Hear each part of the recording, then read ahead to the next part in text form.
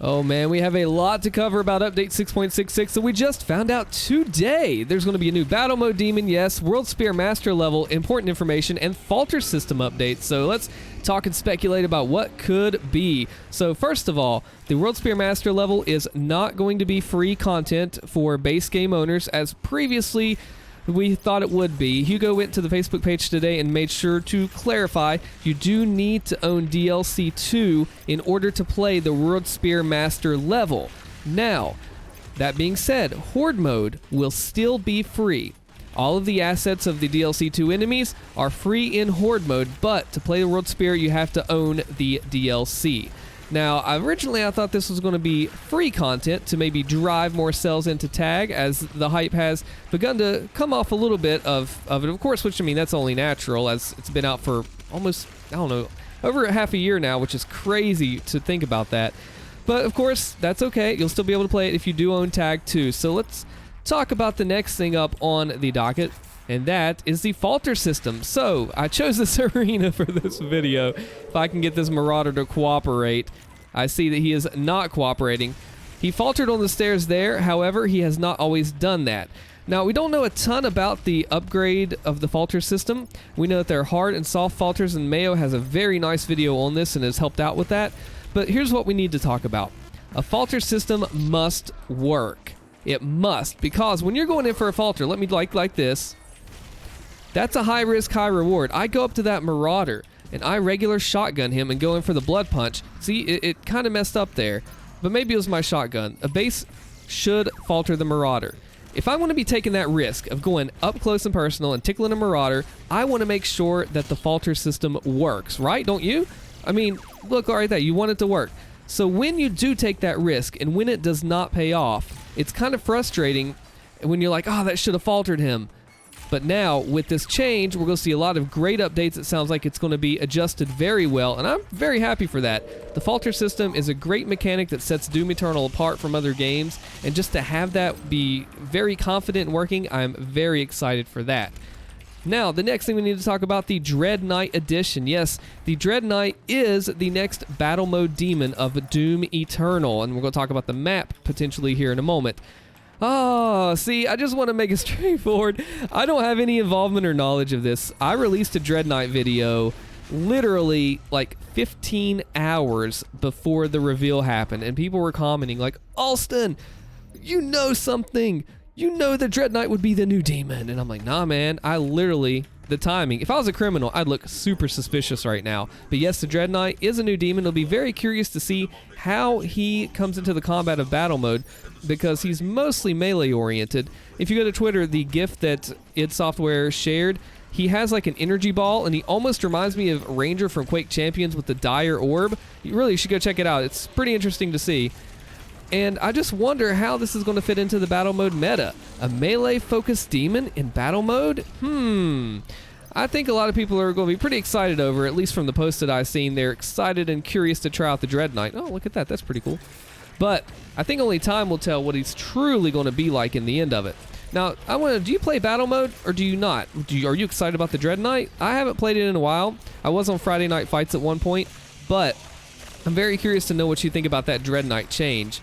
Now, another thing we need to talk about is the map. It looked like there was an Emora map. Yes, Emora battle mode? Now that would be very interesting also for the mod users because of the campaign maps that the battle modes have become. But if you're still a battle mode player, that is fine too, because you will get to benefit from an Emora map. What traps do you want to see? What cool things and tricks and traps, to call back to Doom 2, would you like to see in an Emora battle mode map? It looked like the part of the final arena is what I saw from it. It looked pretty sweet. I would love to get in there and see what it looks like. I believe it's called, what, Stronghold? But we'll get all of that information, of course, as the update goes. And very curious to see. Now, the next thing, the Racecar. The Racecar HUD that I'm not using right now will have a grenade option. We saw this in Hugo's stream, that there's a grenade option for the Racecar HUD. A lot of people were talking about that they wanted it. Now, also, I'm kind of surprised. I thought that we weren't getting it because of technical limitations, but the dudes at id and the ladies have managed to add at least the frag grenade. They probably have ice bomb too. But if you're a Racecar HUD player, that's also what I want to know. Do you use it, or are you more of a standard guy like me? I think either way, I just got so used to the standard that I ended up sticking with it. But Racecar HUD for a lot of people is very beneficial. I think having that grenade there, it's one of the most key elements that you could possibly have in that HUD. Like, it's a really, really good change for players. I 100% believe that. Now, the next thing, the full auto buff. Now, I'm going to be making a video talking about the buff when it comes out, once we played around with it a little bit, thinking about pros and cons, befores and afters. Very excited to see that, because from what it looked like in Hugo's stream, man, full auto has become a chain gun shotgun. It's going to really, I'm curious to see how it's going to change the early game of Doom Eternal, because normally people skip over the full auto, fast travel back to get your micro missiles, and is generally not really much used by a lot of people in the early game. So maybe this will create a full auto meta. Maybe the early game you'll find yourself using full auto more than sticky bombs. Or maybe you'll see some other things, like something in Hugo's stream that was super interesting to me, I think you might like it too, is that people noticed, hey wait, did he just get more ammo back from that full auto on the enemy? The salve? Oh man, so that could be another buff to it as well. It's not going to zoom in like this anymore. This one's actually not mastered, so let's go ahead and master it real quick. Mastered. It's not going to zoom in anymore like this. Looks like faster and more damaging. You're going to get more shells back. Let's do a pretend rocket boost. Oh, look, we rocket boosted up to... Okay, well, that's clearly not working. So having that buff to make it such a better gun, will you be using it early on? Will you be using it late? The full auto, here's what I'm super curious to see, and I will probably be trying this myself.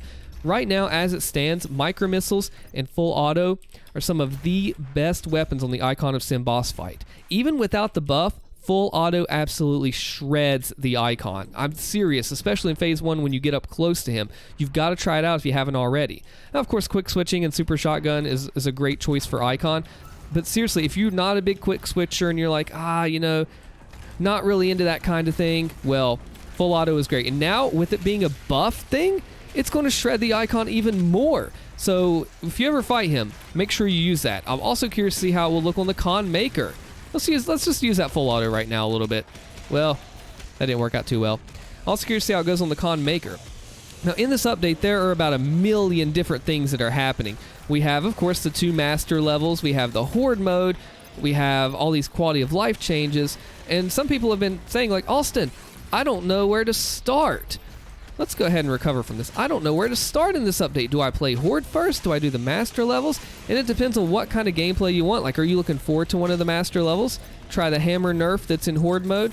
There's so much, and it's important to remember that you don't have to do it all in one day, right? This is not going to be an update that we master in one day unless your name is Lightning Break, unless your name is all those really cool dudes. You look at Bowser, and you look at just, man, there's too many people to name. This community's got a lot of really good people. Siler's really good too. It's just crazy. So other than that, where are you starting? I really want to know in the comments below where that'll be. So be sure to also check out the channel membership by clicking the join button below. We're getting a pretty good crew there. I would love to have you get exclusive posts, behind the scenes updates, and badges and emotes with my face, Hugo's face. So I hope to see you then. Thank you so much for watching, and I'll catch you later.